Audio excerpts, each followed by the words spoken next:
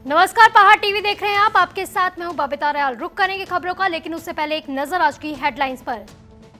देहरादून में कल प्रदेश प्रधान संगठन की गई बैठक। देवस्थान बोर्ड के खिलाफ 4 धाम पुरोहितों का धरना अभी भी जारी। सीएम पुष्कर सिंह धामी जल्द ही शासन से लेकर जिलों तक कर सकते हैं बड़ा फेरबदल। थराली ब्लॉक सभागार में विधायक मुनि देवी शाह की उपस्थिति में भाजपा के युवा मोर्चा के जिला अध्यक्ष देवेंद्र नेगी की अध्यक्षता में युवा मोर्चा के कार्यकर्ताओं के साथ बैठक की। बैठक में 2022 की कई तैयारियों के साथ ही भाजयुमो के कार्यकर्ताओं की शिकायतें और स्थानीय मुद्दों को भी सुना गया। युवाओं के साथ बैठक थी और ये हमारी एक कार्यकारिणी की बैठक थी कि हम इस पे अपने कार्यों को समझें, क्या युवा को करना है, क्या अन्य जनप्रतिनिधियों को करना है। इस पे हमारी आज बैठक थी और जो कि हमारा बहुत सराहनीय रही। युवाओं ने अपने मुद्दे रखे और मुद्दे युवाओं के और कुछ नहीं, हमारी थराली विधानसभा में जो हॉस्पिटल आता है और अति दुर्गम ये कहलाता है, उसी पे हमारे युवाओं ने ज़्यादा फोकस किया। तो एक विधायक होने के नाते मेरा भी फर्ज बनता है कि यहाँ पे एक्सरा मशीन नहीं है, अल्ट्रासाउंड नहीं है, तो ये मैं दे रही हूँ। देहरादून में कल प्रदेश प्रधान संगठन की बैठक की गई, जिसमें प्रधानों की 12 सूत्रीय मांगों पर चर्चा की गई। प्रदेश प्रधान संगठन का कहना है कि यदि सरकार उनकी मांगों पर उचित कार्यवाही नहीं करती है तो उन्हें उग्र आंदोलन के लिए मजबूर होना पड़ेगा। साथ ही बैठक में आंदोलन को लेकर रणनीति भी बनाई गई। गैरसैंण के भराड़ी सैड में प्रशासन ने लाल सिंह के मकान पर जेसीबी चलाकर उसके छत का कुछ हिस्सा तोड़ दिया है। हालांकि इसे अतिक्रमण बताकर तोड़ा गया है, लेकिन लाल सिंह का कहना है कि मैं 1971 से यहाँ रह रहा हूँ, पर प्रशासन ने सिर्फ मेरा ही मकान तोड़ा है, जो कि गलत है। देवस्थानम बोर्ड के खिलाफ 4 धाम पुरोहितों के धरने को लेकर 1 माह 7 दिन हुए। राज्य सरकार द्वारा देवस्थानम बोर्ड में नामित सदस्यों को लेकर 4 धामों के पुरोहितों ने सदस्यों का बहिष्कार किया। श्री गंगोत्री तीर्थ में तीर्थ पुरोहितों के द्वारा आज ये जो भारतीय जनता पार्टी में जो नामित सदस्य देहरादून में हुए हैं, उनके विरोध में हम सारे हकदार ये पुतला दहन कर रहे हैं और इसमें सरकार के द्वारा ये एक षड्यंत्र के तहत जोर जबरदस्ती यहाँ गंगोत्री में हम हकदारों ने इस प्रकार का कोई नॉमिनेट करके कोई आदमी अपने समाज से नहीं भेजा कि आप वहाँ नामित होना या न होना, वो उनके अपनी समझ की बात है, लेकिन हम इसका घोर विरोध करते हैं। दिन गंगोत्री धाम में देवस्थान बोर्ड के विरोध में हमारा तीर्थ पुरोहितों का प्रदर्शन जारी रहा और हम इस प्रदर्शन को तब तक जारी रखेंगे जब तक सरकार हमारी मांग को पूरी नहीं करेगी, देवस्थान बोर्ड को रद्द नहीं करेगी, तब तक हम लोग ऐसे ही डटे रहेंगे और आवश्यकता पड़ी तो इससे भी ज़्यादा उग्र आंदोलन के लिए हम तत्पर रहेंगे। सरकार को हमारी बात माननी पड़ेगी। ये देवस्थान बोर्ड जो है हमारे धर्म के विरुद्ध है, सनातन धर्म के विरुद्ध है। कभी ये हिंदुस्तान भारत है, भारत में सेकुलर देश है, सेकुलर देश में कभी कोई भी राजा यहाँ पे अगर शासक बन जाए तो वो कल के दिन अगर हमारे ऊपर शासन करेगा तो हम लोग हिंदू लोग कहाँ जाएंगे। मुख्यमंत्री पुष्कर सिंह धामी ने राज्य के मेडिकल कॉलेजों के एमबीबीएस इंटर्न डॉक्टरों के स्टाइपेंड को 7500 प्रति माह से बढ़ाकर 17,000 किए जाने की स्वीकृति प्रदान कर दी है। उन्होंने कहा कि कोविड-19 के प्रभाव को कम करने और पीड़ितों को त्वरित उपचार और आवश्यक चिकित्सा सुविधा उपलब्ध कराने में हमारा चिकित्सकों और पैरामेडिकल स्टाफ का सराहनीय योगदान रहा है। आपको बता दें कि पहाड़ टीवी ने इंटर्न डॉक्टरों के स्टॉक फंड का मुद्दा प्रमुखता से उठाया था। अल्मोड़ा मेडिकल कॉलेज के प्राचार्य के स्थानांतरण के बाद अल्मोड़ा में सियासत गर्मा गई है। आपको बता दें कि प्रदेश मंत्री रेखा आर्य ने मेडिकल कॉलेज के प्राचार्य पर प्रोटोकॉल उल्लंघन को लेकर पिछले दिनों प्रदेश के शासन को पत्र लिखा था। अब प्राचार्य को यहां से हटा दिया गया है। उत्तराखंड के पूर्व मुख्यमंत्री त्रिवेंद्र सिंह रावत कल जोशीमठ विकासखंड पहुंचे, जहां कार्यकर्ताओं ने उनका जोरदार स्वागत किया। जोशीमठ पहुंचने से पहले पूर्व मुख्यमंत्री ने गरुड़ गंगा में पौधारोपण किया, जिसके बाद पूर्व मुख्यमंत्री उर्गम पहुंचे, जहां पर उन्होंने भगवान कल्पेश्वर महादेव के दर्शन कर महादेव से सुख समृद्धि की कामना की तथा कल्पेश्वर महादेव में पौधारोपण किया। वृक्षारोपण को लेकर के अलग जगाने का काम कर रहे हैं। यद्यपि उत्तराखंड के लोग जंगलों के प्रेमी हैं, अगर आज उत्तराखंड में हमारा इतना बड़ा वन क्षेत्र है, तो ये स्थानीय नागरिकों की इसमें महत्वपूर्ण है। फिर भी सतत ये जागृति बनी रहे, हम वृक्षारोपण करते रहेंगे। इस दृष्टि से यात्रा हमारी 15 जुलाई को शुरू हुई और जो 6 दिन के बाद पहला चरण इसका पूरा हुआ।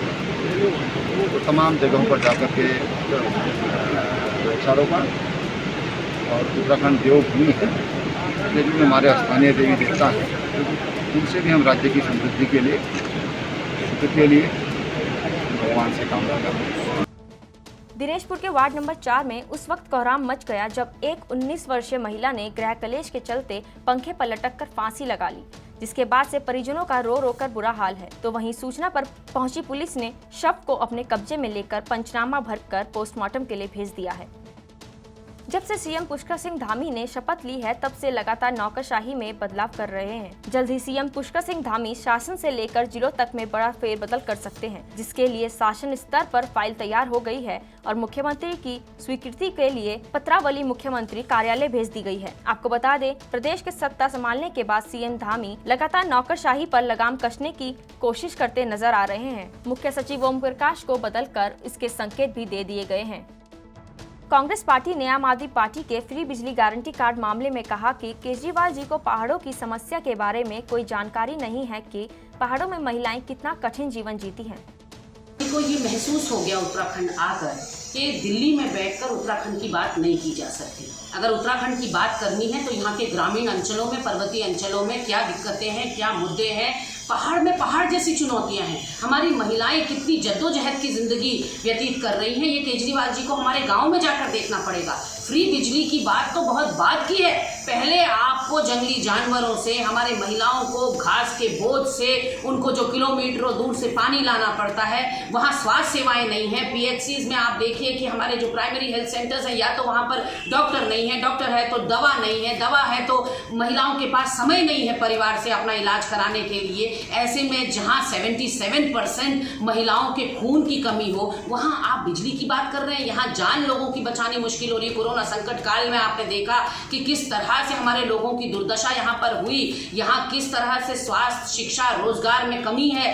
आप रोजगार की बात नहीं कर रहे हैं, आप महंगाई की बात नहीं कर रहे हैं, आप फ्री देने की बात कर रहे हैं, तो कहीं ना कहीं आप उत्तराखंड की जनता का अपमान कर रहे हैं, या फिर आप उत्तराखंड की जनता को ठीक से समझे ही नहीं। उत्तराखंड की जनता बहुत स्वाभिमानी जनता है।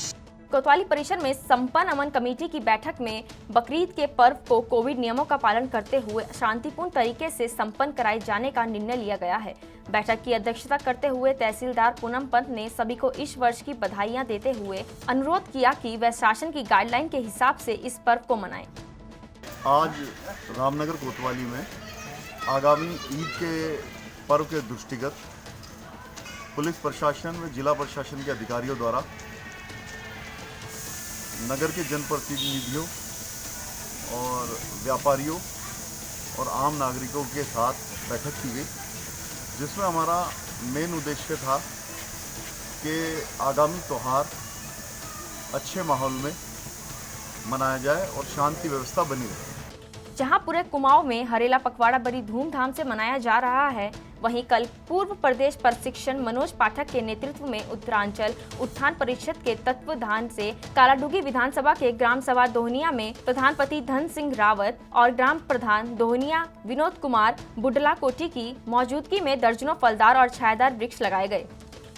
ठंडे का फंडा मामला जशपुर नगर के चेयरमैन पुत्र के घर का है, जहां चेयरमैन पुत्र वसीम से मिलने उसके कुछ दोस्त घर आए। भीषण गर्मी में मोहम्मद वसीम ने अपने दोस्तों के लिए गर्मी से राहत दिलाने को लेकर नजदीकी दुकान से कोल्ड ड्रिंक मंगवाई, तो कोल्ड ड्रिंक में विषैला जीव छिपकली तैरती नजर आई, जिस पर वसीम और उसके मित्र हक्के बक्के रह गए। जिसकी शिकायत उपभोक्ता वसीम चेयरमैन पुत्र ने दुकानदार से की, तो दुकानदार ने कंपनी के अधिकारियों को फोन कर अवगत कराया, लेकिन किसी ने भी कोई संतोषजनक जवाब भी नहीं दिया।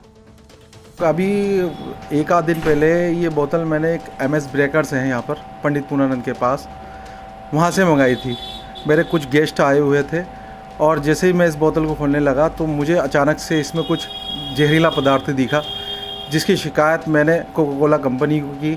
उसके बाद उन लोगों ने मुझे हड़काना शुरू कर दिया। अभी तक कोई इसमें मामले में कोई जानकारी नहीं मिली है कि इसमें क्या होगा। इससे जान भी जा सकती थी, मेरी भी जान जा सकती थी, मेरे फ्रेंड की भी जान जा सकती थी। ये हुआ कि अभी मैंने किसी को इतला नहीं दी है, आज मैं फूड इंस्पेक्टर को इतला देने की सोच रहा हूँ। ये मेरे यहाँ से बोतल चेयरमैन साहब के यहाँ गई थी, उनके बंदे आए थे बोतल लेके, मैंने देखी थी, मैं कहा भैया आपने रखना ऐसे रख लो, मुझे देनी है मुझे दे दो। मैंने कंपनी वालों को अवगत करा दिया था हैंड टू हैंड, उन्हें नंबर भी दिए थे इस चीज़ के बारे में, वो चेयरमैन साहब को दे दिया गया था कंपनी का, जो यहाँ बंदा उनका काम करता है। कंपनी वालों ने वैसे अभी तक तो कुछ नहीं हुआ, और चेयरमैन साहब की बात हुई है, उससे अभी तक मेरे हिसाब से तो कुछ भी नहीं हुआ इसमें। हर पल खौफ के साए में जीने को मजबूर काशीपुर के लोगों के दर्द को समझने वाला कोई नहीं है। लगातार हो रही बारिश से नदियां उफान पर हैं और नदियों के किनारे टूट गए हैं। बारिश का कहर बाढ़ बनकर बह रहा है और इस आपदा के कारण अब तक सैकड़ों लोगों के घर जलमग्न हो गए हैं। वहीं प्रशासन के बाढ़ की तैयारियों को लेकर किए गए दावे पूरी तरह से धराशायी नजर आ रहे हैं। कॉलोनी की ये स्थिति है, ये देखिए आप, यहाँ पर 4-5 फीट पानी आया हुआ है। इससे बच्चों की जो है जान का खतरा बढ़ा हुआ है, और ना ही यहाँ पर कोई अधिकारी आया जल निगम से या कहीं से भी। सिर्फ यहाँ पर जो है हमने अब्दुल कादिर पार्षद जो हैं उन्हें बुलाया है, तो वो बेचारे मौका पर आए हैं और उन्होंने ही यहाँ के हालात का जायजा लिया है। 4-5 फुट पानी आ गया कॉलोनी में। किस तरीके का डर लग रहा है आपको? ये गड्ढों में भी पानी भरा हुआ है, उससे बच्चों को भी डर है, सभी को डर है। यहाँ कोई अधिकारी, कोई जिम्मेदार अधिकारी अभी कोई नहीं आया।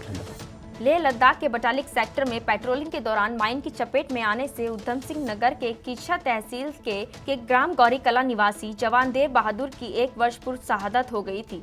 उधम सिंह नगर के कीछा तहसील क्षेत्र निवासी शहीद जवान की अंतिम यात्रा के लिए आए सरकार के प्रतिनिधियों ने 8 घोषणा की, जिसमें से अब तक 3 घोषणाएं पूरी हो गई हैं, जबकि 5 घोषणाएं 1 वर्ष बाद भी अधूरी रह गई हैं।